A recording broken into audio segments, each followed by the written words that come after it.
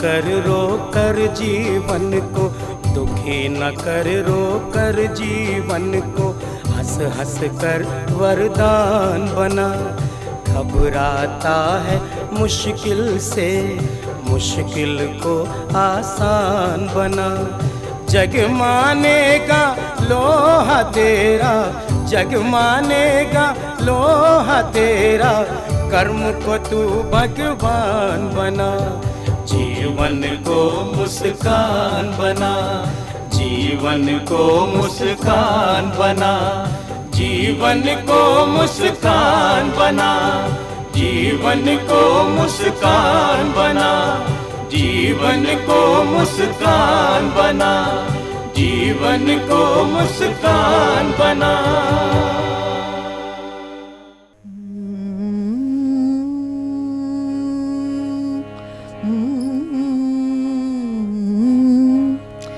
ये पीले कुर्ते सार दिन,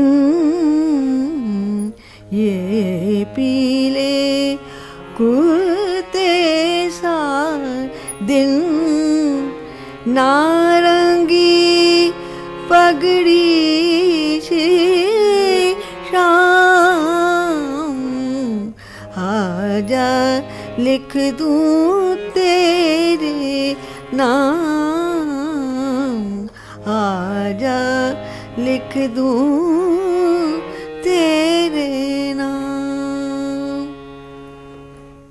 ये पीले कुर्ते सा दिन, नारंगी पगड़ी सी शाम, आजा लिख दूं तेरे नाम, आजा लिख दूं तेरे नाम।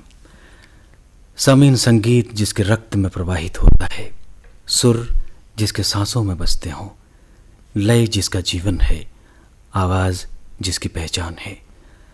कभी खुद मंजिल की तलाश थी, आज मंजिल इस आवाज़ को पाकर धन्य होती है। बाला सुंदरी तिवारी, ये नाम है उस भक्ति का, ये नाम है उस उपासना का, जिसने अपना संपूर्ण जीवन सिद्धांतों, परंपराओं और मर्यादाओं के निर्वहन के साथ नए प्रतिमानों, नई प्रतिभाओं को नई ऊंचाइयां प्रदान की है। ये नाम है आदरणीय बाला सुंदरी तिवारी का। सबसे पहले ये जानना चाहते हैं कि बाला सुंदरी तिवारी का जो ख़ानदान है, कहाँ से आया और कहाँ के रहने वाले थे?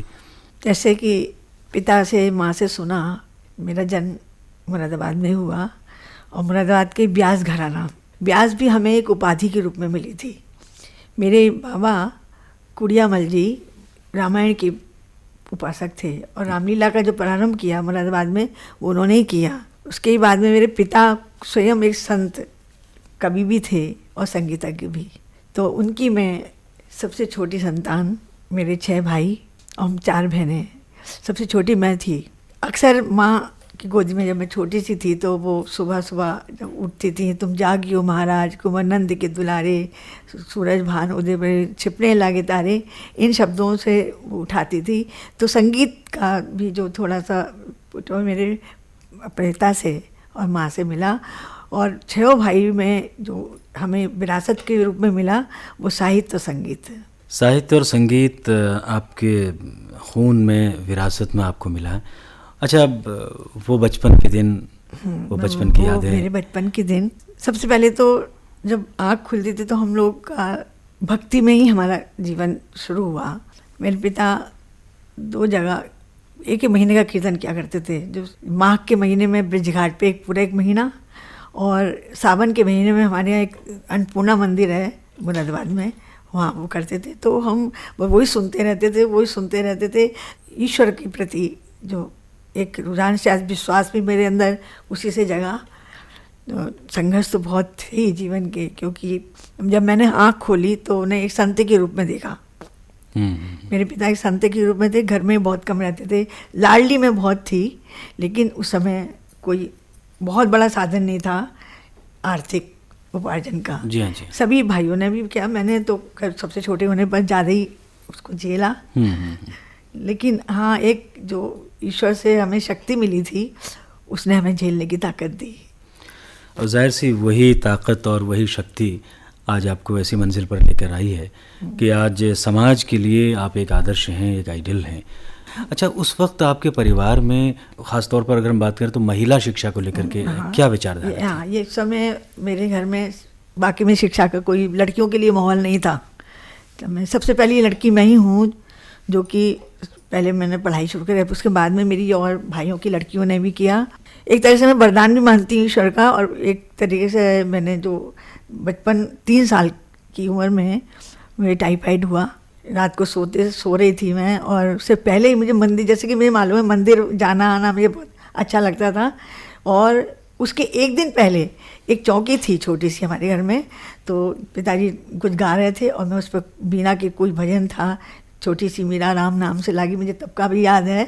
तो उस पर मैंने नाचा, मैं नाच रही थी, नाचते नाचते फिर पता नहीं कि माँ बताती थी मुझे, जैसे 3 साल की थी मैं, तो उन्होंने मुझे रात में सुलाया, जैसे सो के, तो बाद में उठी कि मुझे बाथरूम जाना है ऐसे करके, तो उन्होंने उठाया, तो फिर मैं उठ ही नहीं पाई 3 साल की में, मतलब कमर के जो कूल्हे का हिस्सा है वहाँ से मैं बिल्कुल बेजान हो गई थी। और जबकि कहती थी मैं 11 महीने की इतनी तेज़ दौड़ती थी कि मुझे पकड़ना मुश्किल हो जाता था, तो फिर खड़ा होना ही मुश्किल हो गया। कहते फालिस गिर गया, ऐसा कुछ बोलते थे वो लोग उस समय, क्योंकि तब उपचार नहीं था, और उस समय हर तरह के, मैंने बताया संकट तो था ही था परिवार पे, उस तरीके की आर्थिक स्थितियाँ बढ़िया नहीं थी कि कहीं और दिखाया जा सकता था। लेकिन माँ मेरी बहुत सेवा करती थी, वो हर समय मेरे पैरों को मलती रहती थी, मैं बिल्कुल जैसे चारों हाथ पैसे चलते हैं ना, ऐसे चलती थी घोड़ा बन के। फिर धीरे धीरे खड़ा होना सीखी मैं फिर। और लेकिन एक बात थी, कोई मेरी बेचारा कहता था तो मैं चाटा मारने को मन करता था, मैं बेचारगी से नहीं जीना चाहा, ये तो मेरे मन में बहुत था कि मैं कोई मेरी बेचारा ना कहे। छोटे छोटे बच्चे फिर स्कूल में जाते थे तो मेरा बहुत मन तड़पता था कि मैं भी जाऊं।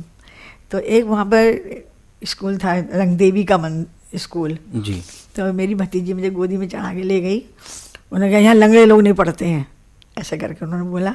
मैंने महसूस किया कि क्या मैं पढ़ नहीं पाऊँगी कभी क्या। फिर मेरी एक भाभी आई जो बॉम्बे में मेरे भैया आए ब्रह्मशंकर व्यास, उनकी पत्नी, वो सबसे पढ़ी लिखी आई हैं। उन्होंने आकर के थोड़ा सा पढ़ाई की तरफ हमारी तरफ ध्यान दिया, और फिर पहली लड़की मैं थी जो मुझे पढ़ने का मौका मिला।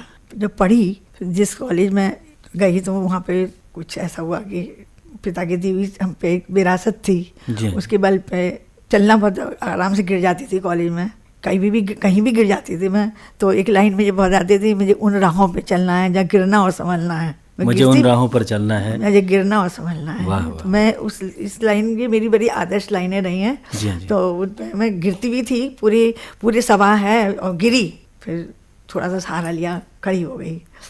उस खड़ेपन से ही, उस विश्वास ने मुझे ये मंजिल दी। निश्चित रूप से वही वो लम्हा था, और वही विश्वास और वही ताकत, ईश्वर का आशीर्वाद, आपके ख़ानदान का, आपके बुज़ुर्गों का आशीर्वाद था कि आप कितनी बार गिरने के बावजूद भी फिर खड़ी हुई और फिर आपने संघर्ष किया। और अच्छा, उसके बाद फिर ये कहानी कैसे धीरे धीरे शुरू होती है, क्योंकि आपको पग पग में इस बात का सामना करना पड़ा। पढ़ने जाती थी तो भैया पहुँचाते थे स्कूल में मुझे, वो क्षण मेरे बड़े ऐसे याद के हैं। या 2 भाई तो मेरे बॉम्बे चले गए थे, एक ब्रज गोपाल व्यास यहाँ पर थे, तो वो मेरी जिम्मेदारी ज़्यादा समझते। 6 भाइयों में होता है ना अपना परिवार देखने के लिए, तो फिर मेरा कहाँ कौन देख पाता, तो इन भाई ने थोड़ी जिम्मेदारी ली, यही मुझे स्कूल पहुँचाते थे। तो कभी गोदी में चढ़ा के, कभी नहीं, मतलब स्कूल जाने का बहुत कम समय मिलता था, कभी पहुँचा दिया तो चली गई, फिर किताबें नहीं होती थी तो किसी की ले ली, उतार ली, पूरा उतार लिया, फिर याद कर लिया, ऐसे करके। किताबें भी नहीं होती थी उस समय, तो ऐसे करके सर मैंने 1 साल, मेरी पहली क्लास थी, संस्कृत पहले पढ़ती थी मैं ऋषिकुल में, जहाँ मैंने प्रथमा किया। उसके बाद में पहली क्लास 8th क्लास थी, वहाँ से पास होकर के फिर मैं प्रताप सिंह कॉलेज में जाके मैंने इतना जीवन बिताया। मेरा कॉलेज का वो दिन बहुत यादगार दिन थे कि जब मैं प्रताप सिंह में आई।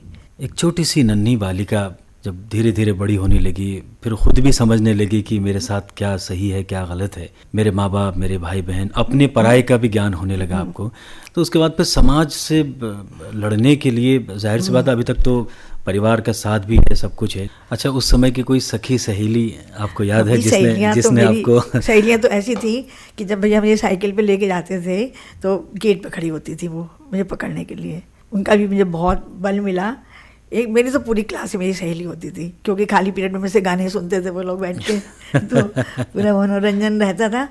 और इसी के बल पर मैंने उसी कॉलेज में जब इंटर पास करके चुकी तो मेरी वहाँ की जो प्रिंसिपल थी जैसे भटनागर, उन्होंने कहा कि मैंने मुरादाबाद की लड़कियों में चुना है, तुम टीचिंग करोगी वाह। इंटर पास करने के बाद। तो मैंने उनसे कहा भाई मुझे तो पढ़ना है, क्या पढ़ती भी रहना। तो सर्विस पहले लग गई मेरी, पढ़ाई मैंने फिर बाद में पूरी करी। जिस तरीके से इस समाज में हर माँ बाप को चिंता होती है जब लड़की जवान होने लगती है, बड़ी होने लगती है, तो चिंता सताती है कि कहीं ये अपने घर चली जाए तो बहुत बेहतर हो। तो क्या इंटरमीडिएट करने के बाद, सर्विस लगने के बाद आपके साथ भी ये वाक़या हुआ? नहीं, मेरी माँ कहती थी जब कोई इससे मुंह से मांगेगा तो दूंगा। ये बाला सुंदरी के बाद जो तिवारी हाँ, ये का मिलन है, ये लम्हा कौन सा था? एक मैंने पिक्चर देखी, शंकर सीता अनसुईया, मेरी जहाँ से शादी की प्रेरणा मिली मैं वो बता रही हूँ। तो मैंने कहा कि उन्होंने उसमें ये था, ये कब की बात होगी? ऐसी होगा 63-64 के बीच की बात है। जी जी। तो उसमें मैंने एक पिक्चर देखी, शंकर सीता अनसुईया। उसमें होता है कि अनसुईया जी नर्मदा को सशरीर ऊपर भेज देती हैं, और उसमें कहा कि शरीर से किसी को आने की अनुमति नहीं है ऊपर, वो पहले नीचे जाए और पहले अपने संसार का जीवन बिताए, जो सांसारिक जीवन होता है, तब वो उसको यहाँ आने का अधिकार है। तो उसको जब आती है कि जब पृथ्वी पे लौट के आती है तो कि जो भी तुम्हें पहले पुरुष दिखाई दे सबसे पहले उसी को वरण कर लेना। तो उसने एक कोढ़ी से शादी की है, और वो फिर पूरी उसमें उन्होंने तीर्थ यात्रा उसको कराई अपने पति को, और धीरे धीरे इतना सत्य था उनके अंदर कि उन्होंने सूर्य को भी अपने सत्य से रोक लिया। हलचल होती है और फिर वो उनकी कृपा से वो एक राजकुमार हो जाता है।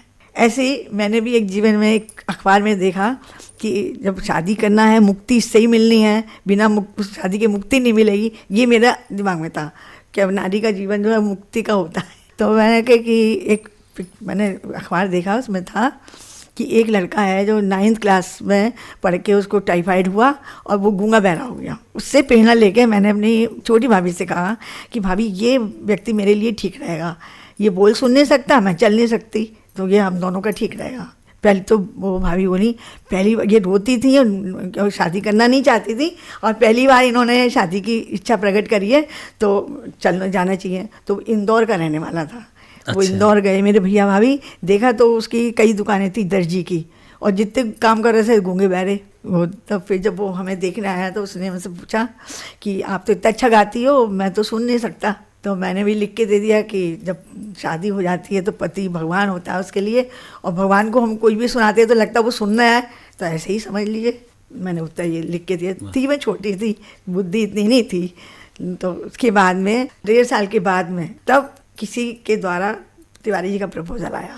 तिवारी को पूछा गया कि ये ऐसे ऐसी एक लड़की है जिससे मेरी मतलब बम्बई गए थे तो एक नरहरी नाम के व्यक्ति थे, उनकी पत्नी शैलजा कवित्री थी जो इनसे मिलती रहती थी मंचों पे। तो उन्होंने ऐसे मेरी चर्चा की, ये लड़की है, ये है।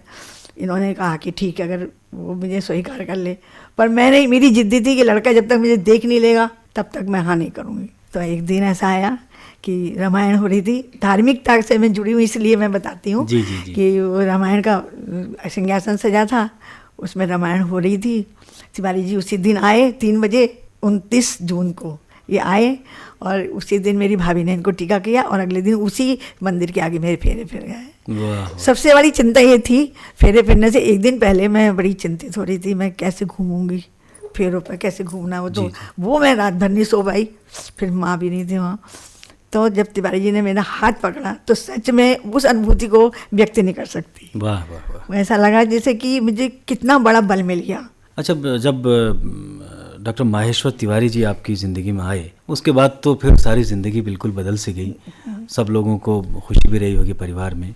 जो तिवारी जी के ख़ानदान से फिर आपका जो परिचय हुआ उस लम्हे को थोड़ा सा बताइए कि उस समय कैसा अनुभव वो वाला ऐसा हुआ है कि तिवारी जी की अपनी पसंद थी। उस समय वो परिवार को लाए नहीं थे साथ में, लेकिन कुछ दिन बाद मैं गांव गई, उन लोगों ने स्वीकार किया मुझे, क्योंकि मैंने वहाँ की पूरी मर्यादा का पालन किया। वहाँ कैसे रहते हैं, जेठ के पास सामने कैसे आते हैं, कितना बड़ा घूंघट वहाँ होता है, उस पूरी मैंने मर्यादा का वहाँ पालन किया।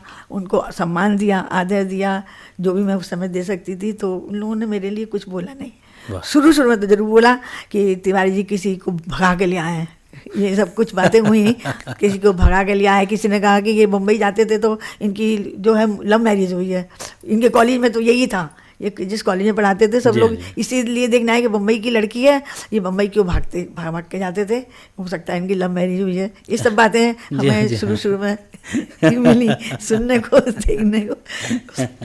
अब यहाँ पर आकर के ज़िंदगी के वो सारे मायने, सारे सिद्धांत कम से कम अब आपको वास्तविक धरातल पर नज़र आते रहे कि हाँ, अब मेरी ज़िंदगी यहाँ से ठीक से चल ये सकती तो है। था। पहले मैं सोचती थी कि मैं कैसे बिताऊंगी ज़िंदगी, क्योंकि ये बात चाहिए कि भैया भाभी मुझे गोदी में चढ़ाते रहे अभी भी। लेकिन आगे कुछ घटनाएं मेरे कॉलेज में ऐसी हुई जिन्होंने शादी नहीं की और उनका अंत बहुत ख़राब हुआ। तो उस चीज़ को लेकर के मैं कभी कभी, तभी मैंने ये शादी का निर्णय भी लिया, नहीं तो नहीं लेती मैंने तो ऐसे कोई शादी करना ज़रूरी नहीं है।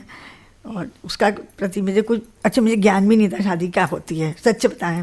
निश्चित रूप से वही संघर्ष की एक अच्छी कहानी है कि आज आप एक मशहूर संगीतकार हैं, संगीत की शिक्षिका हैं और अपने आने वाले जो नई नस्लें हैं, नए लोग हैं, नए ज़माना है, उसके साथ मिल के चल रही हैं, उनको मर्यादाओं का भी ज्ञान कराती हैं, संगीत की बारीकियां भी सिखाती हैं। अच्छा, कभी ऐसा लम्हा आया कि सोचा कि मैं अगर थोड़ा सा और बेहतर होती, शारीरिक रूप से अगर मैं अक्षम ना होती, ये वाली बात जरूर, तो अच्छा प्रश्न फिर किया। क्या दृश्य होता है? जब मैं प्रोग्राम कराती थी कॉलेज में का प्रोग्राम, उस समय मैं बहुत महसूस करती थी। तो एक बार मैंने इंडिया का मैप बनवाया था पूरा भरा हुआ, जिसमें नज़्म ली थी फिराक साहब की, जोश साहब की, उसको मैंने धुन बना करके बच्चों को सिखाया। उसमें से ये था कि पूरा मैप था। उस समय जब वो कितने कदम चल के आगे मैप भरना है, तो मैं बताना जा रही टीचर को कुछ कर नहीं पाई, तो मेरा ये मन हुआ कि मैं जाके कूद के मैं खुद बता के आऊँ, या कोई स्टेप है ये मैं वो नहीं समझ पा रही तो मैं इसको करके बताऊँ। ये नृत्य में मैं हाथों का वो बताती हूँ, कभी कभी मैंने प्रोग्राम नृत्य का भी करवाया तो ये लगता है कि हाथों से एक्शन बताती हूँ। उस समय मुझे लगता है कि अगर खड़े होकर बताती होती तो बहुत अच्छा होता। निश्चित रूप से अगर ऐसा होता तो और बेहतर होता, लेकिन ये अल्लाह की मर्ज़ी है, ये ऊपर वाले का निज़ाम है। उसने देखें एक हाथ कमज़ोर किया तो दूसरा हाथ और दूसरा पाँव, दिलो दिमाग उसने इतना मजबूत कर दिया, बहुत बल दिया है, बहुत ताकत रही है। और इस तरीके से तिवारी मिले तो मैं सोचती हूँ मैं ऐसी हूँ, तो इसलिए मुझे वरदान दिया भगवान ने कि अगर मैं ऐसी नहीं होती तो मेरी बहुत जल्दी शादी हो जाती, तो तिवारी जी नहीं मिलते। निश्चित रूप से डॉक्टर तिवारी का आपको साथ मिला तो आपको मंजिल मिल गई। अच्छा, उस लम्हे का जिक्र करें आपके जब आप मंच पर कार्यक्रम प्रस्तुत कर रही हों और इधर डॉक्टर तिवारी अपने तमाम मुअज़्ज़िज़ मेहमानों के साथ बैठे हों और वो पहला आपका कार्यक्रम हो। मैंने कई मंचों पे प्रोग्राम दिए। एक भातखंडे जयंती में मैंने गाया है, मैंने अपने गुरु के साथ भी गाया है, जो कमलेश सक्सेना बहुत दिल्ली में है आजकल वो, और शशि प्रभा रस्तोगी, उनसे मैंने शिक्षा ली थी पूरी संगीत की। जी। और बहुत अच्छा उनका था। तो उन्हीं के साथ मैंने मंच पे जब गाया तो तिवारी जी सामने थे, इन्होंने मेरे मनोबल और बढ़ाया। बल्कि मेरे जब तिवारी जी नहीं मिले थे तो मैं गाते समय थोड़ा संकोच करती थी, इन्होंने धीरे धीरे मेरा संकोच दूर किया। मेरे गाने में मेरी एक हिम्मत बढ़ी, उससे पहले मैं घबराती थी। अच्छा, कुछ याद है वो कौन सा गीत था आपने जो उस वक्त स्टेज किया, गुनगुनाया? मैंने भजन गाया था, जो जब तिवारी जी विदिशा में थे तो ये चले गए थे, उस समय मैंने उसकी धुन बनाई थी। वो एक भजन मैं आपको जरूर सुनाऊंगी। जी।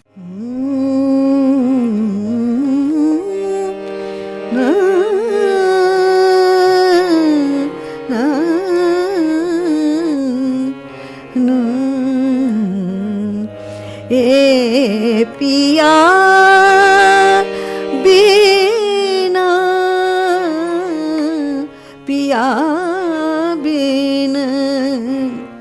रहियो न जाए, मोसो रहियो न जाए।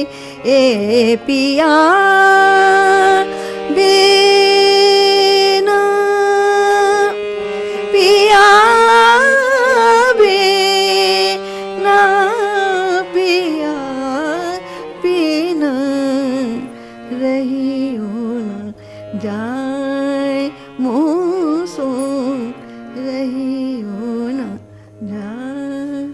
वाह, बहुत सुंदर। अच्छा, आप इतना सुंदर सुर लगाती हैं, ये ख़ानदान का जिक्र तो आपने ज़रूर किया, लेकिन वो शुरुआती तौर से आपके जो गुरु रहे संगीत के, उनका थोड़ा सा विस्तार से बताएं। सबसे पहले मैं उस बैच की पहली स्टूडेंट रही हूँ बीए में। जब मैं आई तभी जो हमारी कमलेश सक्सेना गुरु जो दिल्ली की हैं, हाँ, उससे पहले शशि प्रभा जी मिली। वो अपने स्कूल में लेके गई मुझे, कहने लगी लड़की अच्छी है, मेरी थोड़ी हेल्प करेगी। वो उनका स्कूल चलता था प्राइवेट, अच्छी योग की महिला थी वो, और बड़ी उन्होंने मुझे आगे बढ़ाने में प्रेरणा दी, बहुत ज़्यादा उन्होंने सहयोग दिया मेरा। उनका गाना सुन के सच में मैं डूब जाती थी, पता ही नहीं रहता था मैं कहाँ बैठी हूँ। इतना सुंदर कंठ, और उतनी ही वो योग टीचर थी, और उससे पहले मेरे पिता गुरु थे ही। आज आप एक बहुत ही मशहूर संगीत शिक्षिका हैं। उस ज़माने में आपने जो गुरु शिष्य की परंपरा थी उसका बड़ा सुंदर ढंग से निर्वहन किया। तो आज आप चूँकि सिखा रही हैं संगीत, तो आपको लगता है कि वो परंपरा अभी जिंदा है? हाँ, मैं मानती हूँ इस बात को कि आज मेरे जितने भी मेरी सिखाई हुई छात्राएँ हैं, या जो उनको भी मैंने जो मेरे संपर्क में आए हैं, एक तो मेरा रहता है कि मैं कभी बच्चों से कुछ लेना पसंद नहीं करती। हम दे ही क्या पा रहे हैं उनको जो हम उनसे लें। ये ईश्वर ने मुझे कुछ थोड़ा बहुत जो भी दिया है मैं बांटना चाहती हूँ उनको, और इसी तरीके से बच्चे लेते भी हैं। अच्छा, अब अपने घर परिवार के बारे में बताइए कि इस समय आपके घर परिवार में कौन कौन है? 3 मेरे बच्चे हैं, 2 लड़के 1 लड़की। तीनों की शादी हम लोगों ने मिलके की। तो सब लोग संपन्न हैं।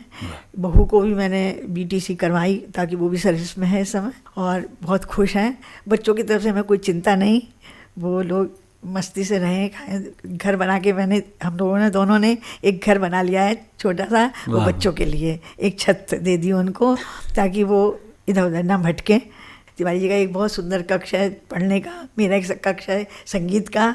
गीत के रूप में जो डॉक्टर तिवारी आपको मिले, संगीत और बाला सुंदरी, ये तो भगवान की कृपा के बिना कुछ नहीं हो सकता। ये मिलाने वाला तो ऊपर वाला है। कहाँ ये कहाँ मैं एक जानते भी नहीं थे हम लोग एक दूसरे को। और एक दिन देखा, इसीलिए तो मैं बहुत रोई पूरी रात कि मैं तो एकदम चली जाऊँगी। मैंने तो देखा भी नहीं इनको, किसी भाई ने जाके नहीं देखा ये रह कहाँ रहे हैं। मतलब ये मिलाने की किसकी होती है? तो मैं वही सिंहासन की बात कही मैंने कि भगवान का सिंहासन के आगे मेरे फेरे फेरे, ये उन्होंने मिलाया हमें। आपके घर परिवार में अब जिम्मेदारियां भी लगभग नहीं है, ईश्वर ने पूरी करवा दी जिम्मेदारी नहीं है, बस बच्चे। अब आपकी दिनचर्या क्या क्या है? हाँ, मेरी दिनचर्या बहुत अच्छी चलती है। सुबह हम दोनों उठते हैं, साथ चाय पीते हैं, फिर मैं कुछ गुनगुनाती हूँ, कुछ पढ़ते हैं, अखबार पढ़ते हैं हम दोनों मिलके, क्योंकि संगीत मेरा जीवन है। ये मेरा है माना, उसके बिना मैं रह नहीं सकती। उसके लिए मैंने शाम के समय में जो छोटे छोटे बच्चे आते हैं उसमें मैं अपनी खुशियाँ बांटती हूँ, अपना संगीत बांटती हूँ। उनके साथ 3.5 घंटे कैसे बीत जाते हैं, और उनका जो प्यार मुझे मिलता है, जब मैं उनको प्यार जो देती हूँ वो बहुत अद्भुत है, उसको तो मैं कह ही नहीं सकती। तो अच्छा, इस उम्र में भी आपने अपने शरीर को इतना स्वस्थ और सुंदर बना के रखा है। भोजन कितना महत्वपूर्ण स्थान रखता है? भोजन में तो बहुत लापरवाह भी है, ऐसे कोई खास नहीं है मैं। हाँ, लेकिन लौकी तुरई ज़्यादा हम खाते हैं। आपने एक लंबा दौर देखा है, पूरे जिंदगी को, समाज को जिया है। आज के संगीत के बारे में क्या कहना चाहेंगे? मैं ये मानती हूँ कि किसी नकल को करना मुश्किल नहीं है। सबसे बड़ी बात है कि हमारा क्लासिकल संगीत है, जो हमारी धरती है, जो हमारा भारतीय संगीत है, वो विलुप्त होता जा रहा है। विश्वास है मुझे कि एक दिन लौट के आएगा, लेकिन अभी ये बच्चे नकल कर करके जो करते हैं, इससे मैं सहमत नहीं हूँ। इंसान जब अपनी ज़िंदगी में पीछे की तरफ मुड़ के देखता है तो बहुत कुछ हासिल भी होता है, बहुत कुछ गवा भी चुका होता है, कहीं न कहीं मलाल ज़रूर रह जाता है। तो क्या बाला सुंदरी तिवारी की ज़िंदगी में भी कोई मलाल है वाकई? मुझे अधूरापन लगता है अपने अंदर, मुझे अभी कुछ छटपटाहट सी होती है।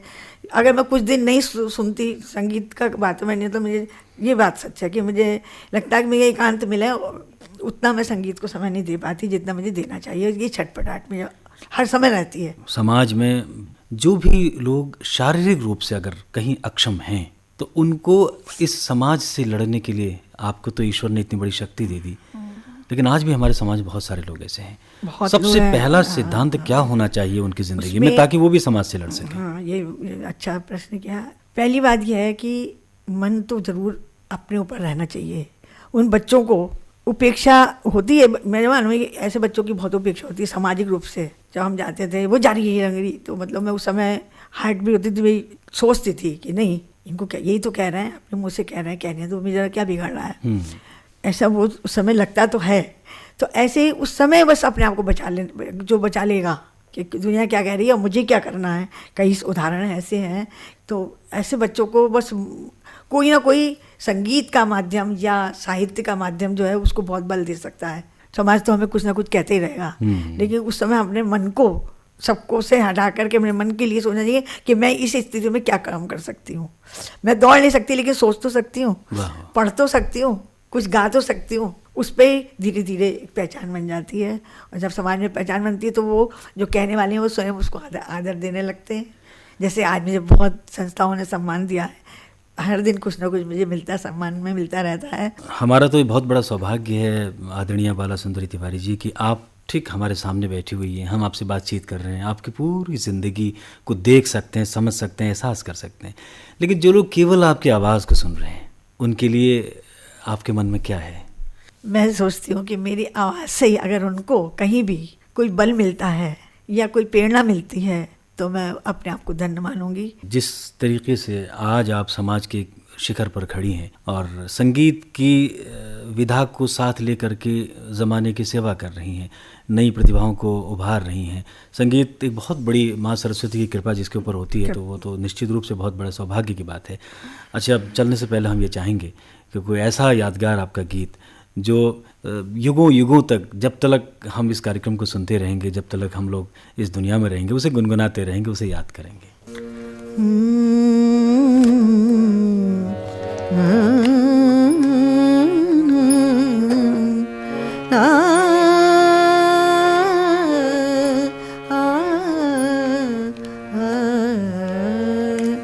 मेरो हरि नाम मन लागा, हरि नाम मन लागा, मेरो हरि नाम मन लागा, हरि नाम मन लागा। ऐसी प्रीत लगी मन मोहन जो सोने में सुहागा। जन्म जन्म का सोया मनवा, जन्म जन्म का सोया मनवा, हरि नाम सुन जागा, मेरो हरि नाम मन लागा, हरि नाम मन लागा। वाह, आदरणीय बाला सुंदरी तिवारी जी, आप इस कार्यक्रम में आई और आपने अपने सुख दुख, अपने अच्छे बुरे दिन, अपने संघर्षों के दिन, अपने संघर्षों की सफल कहानी हमारे तमाम सुनने वालों तक पहुंचाई। हम आपका बहुत बहुत धन्यवाद करते हैं।